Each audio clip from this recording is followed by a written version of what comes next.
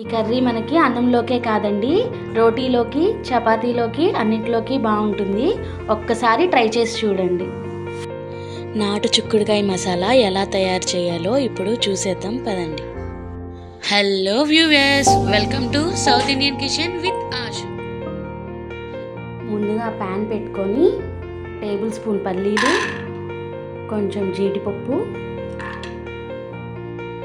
చెక్క 2, మొగ్గ 2, table spoon ధనియాలు లో ఫ్లేమ్లో పెట్టుకొని దూరగా వేపుకుందాము. వేగిపోయినాయండి, స్టవ్ ఆఫ్ చేసుకొని పక్కన పెట్టుకుందాము. జార్ తీసుకొని మనం వేయించుకున్న పల్లీలు, ధనియాలు, జీడిపప్పు, చెక్క ముక్క మిక్సీ పట్టుకొచ్చుకుందామండి. ఇప్పుడు కొంచెం ఎండు కొబ్బరి వేసుకొని పేస్ట్ చేసేసుకుందాము. పేస్ట్ రెడీ అయిపోయింది. వాటర్ యాడ్ చేసుకుంటే ఇలా మెత్తగా పేస్ట్ లాగా వచ్చేస్తుంది. బాండీ పెట్టుకుందాము. బాండీ హీట్ ఎక్కింది. 2 or 3 స్పూన్స్ మనం ఆయిల్ వేసుకుందాము. మసాలా కర్రీ కదా, కొంచెం ఆయిల్ ఎక్కువగానే పడుతుంది. ఆయిల్ హీట్ ఎక్కింది. ఒక 2 టేబుల్ స్పూన్స్ తాలింపు గింజలు, 1 టేబుల్ స్పూన్ జీలకర్ర, 3 ఎండుమిరపకాయలు చిటపట అనే వరకు వేపుకుందాము. గింజలు వేగిపోయి 1 కప్పు ఆనియన్స్, పచ్చిమిర్చి చీలికలు, లైట్ గోల్డ్ కలర్ వచ్చేదాకా ఆనియన్స్ వేపుకుందాం. 1 టేబుల్ స్పూన్ అల్లం వెల్లుల్లి పేస్ట్ వేగేదాకా కొంచెం వేపుకుందాము. ఇంకా పైకి వచ్చేసింది. ఇప్పుడు 1/2 కేజీ చిక్కుడుకాయలు, గింజ చిక్కుడుకాయలు వేసుకొని 1 టేబుల్ స్పూన్ సాల్ట్ యాడ్ చేసుకుందాం. 1 టేబుల్ స్పూన్ పసుపు. ఉప్పు అంతా చిక్కుడుకాయకి పట్టుకునేంత వరకు వేపుకుందాము.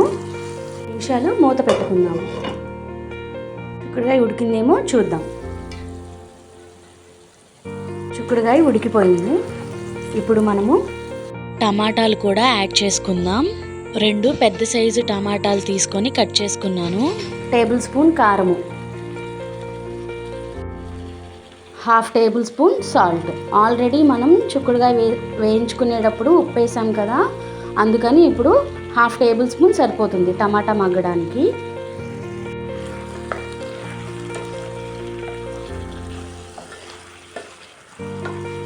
లో ఫ్లేమ్లో పెట్టుకొని మూత పెట్టుకొని ఒక 5 మినిట్స్ ఉడికించుకుందాము.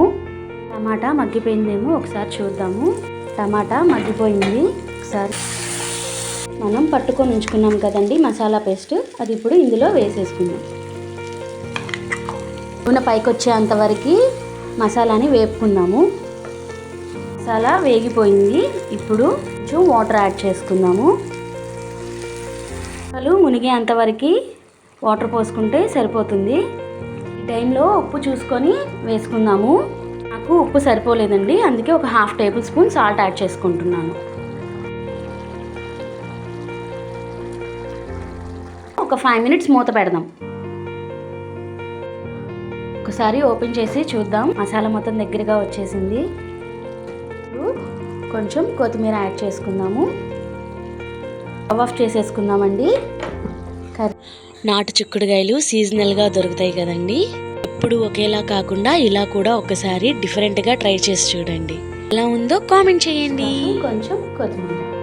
నా రెసిపీ కనుక మీకు నచ్చినట్లయితే లైక్ చేయండి, షేర్ చేయండి, సబ్స్క్రైబ్ చేసుకోండి, బెల్ కూడా కొట్టండి. Thank you for watching.